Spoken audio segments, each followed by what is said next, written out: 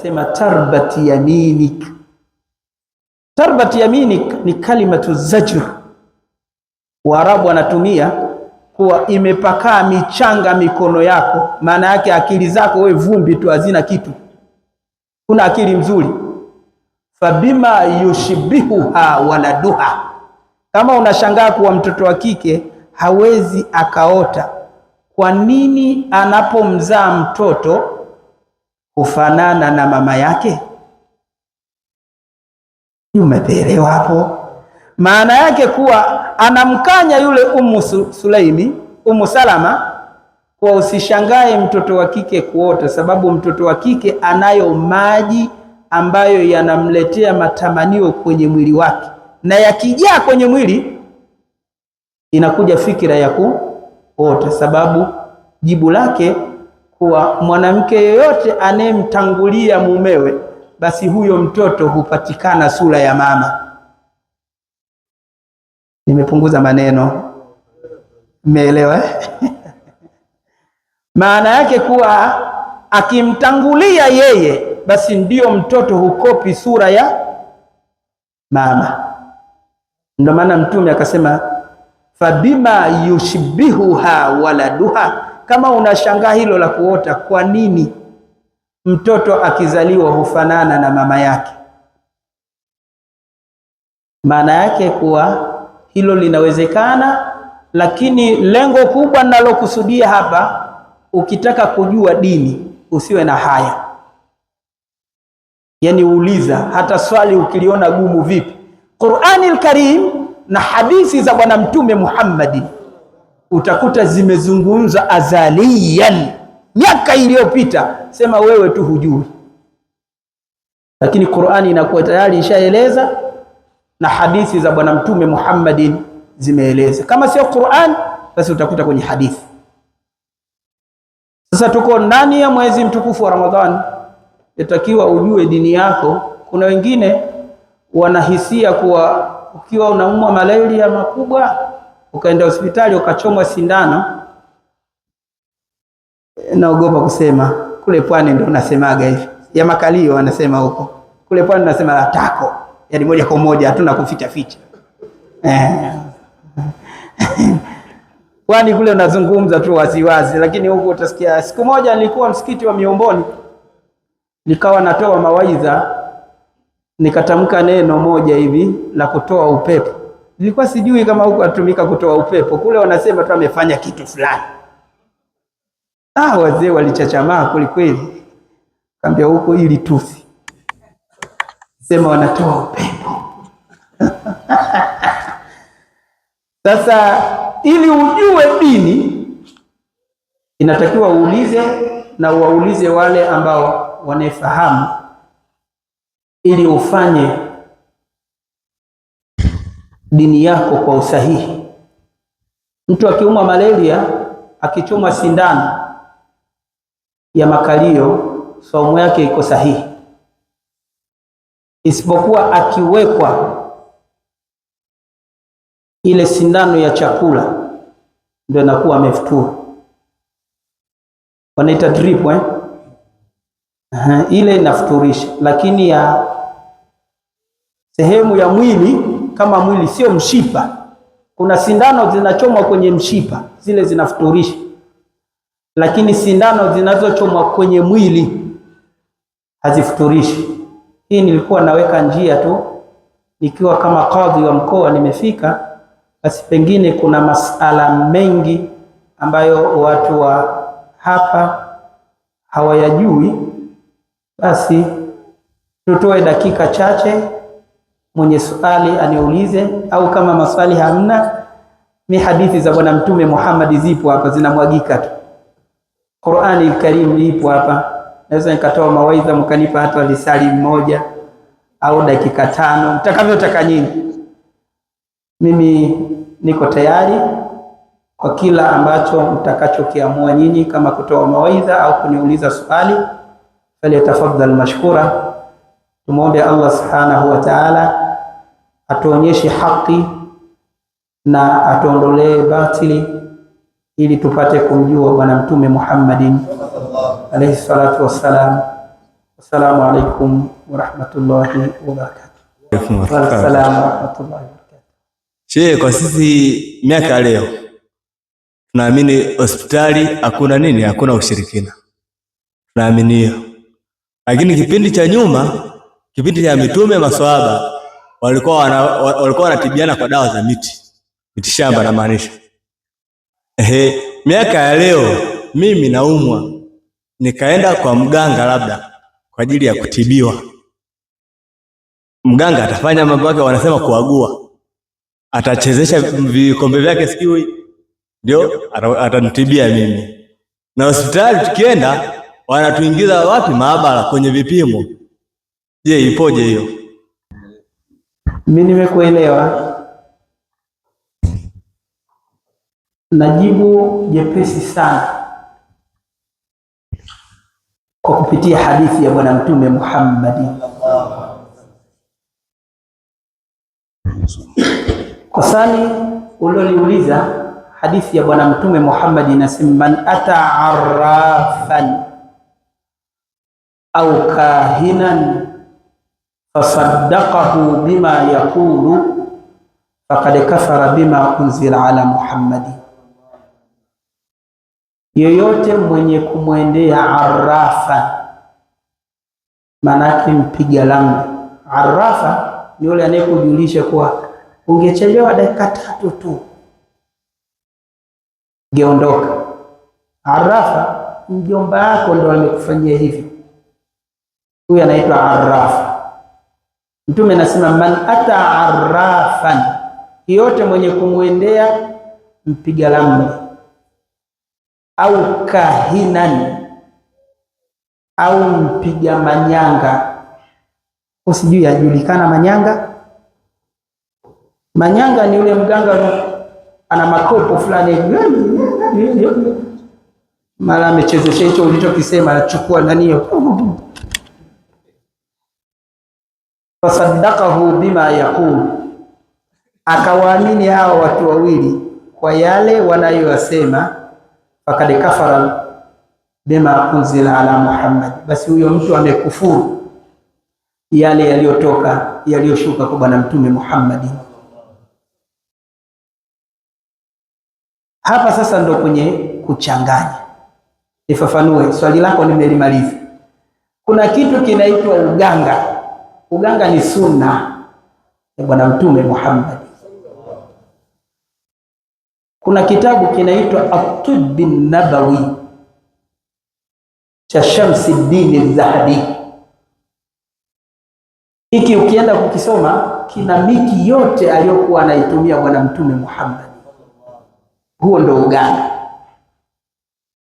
Uganga maana yake mzee mtukanika, nimtaje babu yangu mimi, ana utaalamu wa kujua mti fulani na mti fulani ukichanganya, basi ukimpa huyu kama umwa tumbo linapona. Hii ni jaiz fil Islam, hamna shida. Anajua kuwa ukichukua hili jani hili ukichanganya na hili. Nimekwambia nimetoka Mtwara. Babu yangu kule alikuwa akiumwa miaka hiyo, akiumwa basi huwa alikuwa anachuma majani ya miti tofauti tofauti, alafu anachemsha. Akichemsha anasubiri yapoe, alafu anaenda msalani, anageuka hivi, kichwa juu kichwa chini, alafu sehemu nyingine inakuwa juu. Alafu kuna ile ya kupimia mafuta, sijui huko mnahitaje, keni ile. Na mimi niliogopa nikisa nikiruga hiki ile keni anaiweka, alafu anamiminia yale maji, anakaa kama linusuli saa hivi au dakika 20, kakaa vile vile, alafu anapinduka. Akipinduka atakaa kama dakika 20 au 30, ataanza kusafisha kila kitu kilichokuwa ndani ya mwili wake. Sijui umenielewa vizuri. Maneno mengine nimeyaficha ficha sababu mambo yanachukuliwa. Ile inakuwa ni dawa. Kama alikuwa na homa ya aina yoyote, wakati ule ule baada ya siku 2-3 anaenda chooni mara nyingi, ikija kukata ile yuko safi. Uganga huo, sunna ya Bwana Mtume Muhammad alayhi salatu wassalam.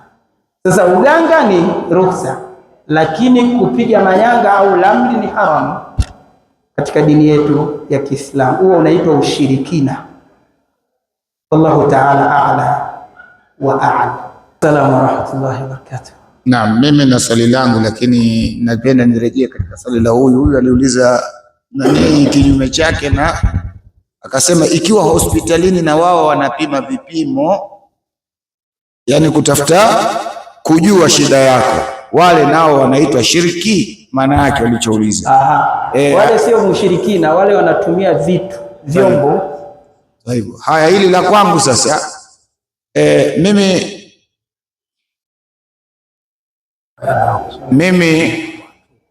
wakati mwingine ndani ya mwezi mtukufu wa Ramadhani, nimefunga Ramadhani, namkuta mzee Kirobo mara nyingi sana anapenda kuambaambaa katika hewa. Sijakuelewa. Yule jongoo namwona anapenda sana kupita pita mitaani. Mara nyingi sana namwona anapenda kupanda panda. Sasa je, anabatilisha saumu yangu akiwa katika hali kama hiyo, au inakuwa hana mushkili? Yule habatilishi. Yule jongoo anayependa panda kwenye malumalu na nini, habatilishi. Atabatilisha ikiwa ametema mate. Akitema mate, maana yake jongoo saumu imebatilika, na mate yenyewe yawe yametoka kwa kufikiria kitu fulani. Lakini ikiwa haijatoka kwa kufikiria kitu fulani, maana yake saumu bado iko sahihi. Wallahu ta'ala a'la wa a'lam. Assalamu alaikum wa rahmatullahi wa barakatuh. Wa alaikum assalam wa rahmatullahi wa barakatuh. Swali langu linalenga kwamba umesema kwamba Shekhe, umetukumbusha hapo kuhusu mwanaume ana njozi, anaota ile njozi inampelekea kutoka vimajimaji fulani. Sasa je, inamlazimu vimajimaji vikitoka aende akaoge janaba? Hilo swali langu la kwanza. La pili, na umesema kwa umetufundisha hapa au umetukumbusha kwamba na akina mama nao wanaota. Je, ilhali na wao wanatakiwa wakaoge vile vile au inakuwaje? Bismillahirrahmanirrahim. Kama nimemuelewa vizuri, nisikilize vizuri, uliza swali. Huyo alizungumza hilo, nikalijibu kama alivyoniuliza, na nadhani wewe unaulizia maji, inaitwa grease, ambayo Allah subhanahu wa ta'ala ameileweka kwetu sisi wanaume au watoto wa kike kwa ajili ya kulainisha mashine ili isage vizuri. Ameweka grease. Kuna kitu kinaitwa madhiyun, alafu kuna kitu kinaitwa wadiyun. Hii vyote ni najis, elewane vizuri eh? Alafu kuna maniyun. Mani ni tahir, lakini wadi na madhi ni najis. Yanapomtoka mama au mbaba, maana yake inatakiwa akasafishe ile sehemu iliyodondokea na ile sehemu iliyotoka. Haiwajibishi kuoga, lakini hairuhusiwi kuswali sababu una najisi. Inabidi uisafishe au uifue ile nguo ambayo imeingiwa na yale maji ambayo umeyakusudia. Jongoo kapanda akajazibika hivi, alafu baadaye akatema mate. Yale mate ni grease ambayo Bwana Mtume Muhammad, ukiingia kwenye hadithi zake utakuta ameeleza na Allah subhanahu wa ta'ala ameeleza alivyosema, nisaukum harthun lakum fa'tu harsakum anna shi'tum, alafu waqaddimu li anfusikum, mutangulize nafsi zenu kuzilainisha. Kule kuzilainisha ingekuwa kwani kule ingetambaa vizuri, huku naogopa maana yake kuwa najibu swali kuwa yakikutoka wadiyun, madhi yanatoka baada ya kufikiria kuingilia, yanatoka madhi yale Mungu ameyaweka kwa ajili ya utangulizi. Ndio maana Waislamu ukanda ule wa pwani ukimwi hamna, wanajua sunna za Bwana Mtume Muhammad. Yani hawezi tu akakurupuka akavamia, anaanza kwanza kumlainisha, kumchezesha yule, afu yale maji ndio yanajitokeza kwake yeye na yule. Sasa kule kuna grease, ukiingia hivi hivi ndio kunapatikana ukavu ule, msuguano ndio unachubuka, unapata ukimwi. Nikizungumza hivyo naeleweka. Sasa madhi yanatoka baada ya kufikiria, yanatoka upande zote, kwa upande wa kiume na wa kike. Alafu wadii yanatoka baada ya kukojoa, mwishoni mwa mkojo. Ukisoma fiqh ndio unaelewa vizuri, ndio unakuta yale maji ya utelezi yanatoka. Madhi na wadii yote ni najisi. Allahu ta'ala a'la wa a'lam. Wa alaykum assalam wa rahmatullahi wa barakatuh. Na swali moja lakini lina kama vipengele viwili. Naam. Na swali moja lakini lina kama vipengele viwili. Bismillah. Hilo la mwisho jamani. Ndio. Umeeleza kuhusiana na wanawake wanne ndio waliokuwa kamili. Katika waliokamilika wanawake ni wanne. Ila wanaume ni wengi.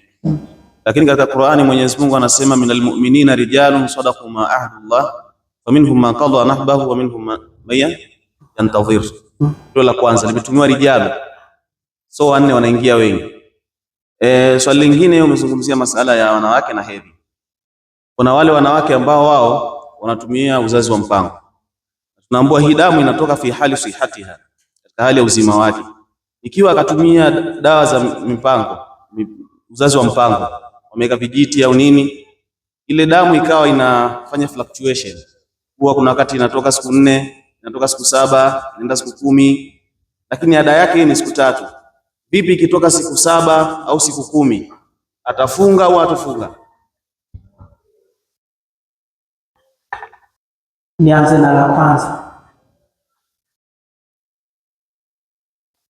La kwanza ndani ya Qur'ani al-Karim, minal mu'minina rijalu sadaqu ma ahadullah alayhi. Ndio hivyo Mungu alivyosema. Katika watu ile imekuja nakra. Rijalu sio wanaume. Rijalu pale ni watu, na watu hao wanaingia wa kike na wa kiume. Ina maana mimi ukinigusa huko itakuwa habari nyingine kabisa, sababu ndo kitivo changu. Mimi nimechukua tafsiri Qur'ani Karim. Sasa unaposikia minal mu'minina rijalu, hawa rijalu ni watu sadaqu ma ahadullah alayhi, wamefanya kweli juu ya yale ambayo Allah subhanahu wa ta'ala amewaelekeza. Sasa nukta yako sijui ulijua ni wanawake au wanaume, sijajua, lakini nikufundishe kuwa hawa ni watu, na watu hao sio wanaume, na watu hao sio wanawake, bali wanawake na wanaume wote kwa pamoja. Ndio maana imekuja nakora, haikuja maarifa. Ingekuja maarifa ar-rijalu ndio wangekuwa wanaume, lakini kwa kukosa alifu na lamu, kaangalia vizuri kwenye masahafu utakuta imeandikwa rijalu, yani pasina alifu na lamu, inakuwa ni watu. Nadhani umeelewa. Sehemu ya pili, masala ya kuziba hedhi au kutumia vijiti, ikhtalafa ulama. Kuna wengine wanajuzisha kuweka vijiti na kuna wengine wanakataa, lakini kauli iliyokuwa sahihi ya kukataa, sababu kutokana na uchunguzi uliofanyika wa vijiti unaathiri mfumo mzima wa mwanamama mpaka hali yake inabadilika ya maumbile, yani kimwili tu. Akianza kutumia vile vijiti, kama liko mwembamba utamuona anatanuka, au la mwingine ananyauka. Kila mtu na mazingira yake. Je, ile damu inayotoka, umesema ala sabili siha, maana yake hii ni ya hedhi, si ndio hivyo? Maana yake ile damu yeye inatoka kutokana na maumbile aliyomwekea Allah. Ikiwa anaingia siku 7 itakuwa ndio siku 7 zake, ikiwa siku 5 itakuwa ndio siku 5 zake. Lakini kuna wengine sasa wanabadili mazingira mazima, yani ile inabadili mfumo. Ndio maana Mungu akataza, wala talqu biaidikum ila tahaluka, musiweke mikono yenu katika maangamizi. Ule uzazi wa mpango ni maangamizi. Uzazi wa mpango aliyotufundisha Bwana Mtume Muhammad sallallahu wa kalenda au ilo mchelielewa. Shafahamu? Sasa maana yake kuwa anapobadilisha mazingira, ile damu inakuja leo, kesho kutwa, yani haina mpangilio, yote inahesabika ni damu ya hedhi, sababu yeye ameharibu mfumo wake sahihi kwa kutoka hedhi. Ndio maana ina katika mafungu. Inatakiwa aache kutumia vile vitu na atubie kwa Allah subhanahu wa ta'ala, ili afanye ibada yake katika usahihi na mafundisho aliyotufundisha Bwana Mtume Muhammad sallallahu alaihi wasallam. Assalamu alaikum wa rahmatullahi wa barakatuh. Tuombe dua, tumwelekee Allah subhanahu wa ta'ala la hadratil habibi Muhammad sallallahu alaihi wasallam. Al-Fatiha. Alhamdulillahi rabbil alamin arrahmanir rahim maliki yawmiddin iyyaka na'budu wa iyyaka nasta'in ihdinas siratal mustaqim siratal ladzina an'amta 'alaihim ghairil maghdubi 'alaihim waladdallin. Alhamdulillahi rabbil alamin. Amin. Wassalatu wassalamu ala ashrafil anbiya'i wal mursalin. Amin. Allahumma natawajjahu ilayka ya karim bifadlika ya latif bifadlika ya latif bifadlika ya latif iltuf bina fima jarat bihi al-maqadir wa hawwina alayna ya rabbana kull asir hawwina alayna ya rabbana kull asir hawwina alayna ya rabbana kull asir. Allahumma ihfazna min kulli jamil balaa wa su'al qadaa ما خلق من شيء الأعداء كالحج والعمراء ومن شر ما خلق بين السماء والأرض.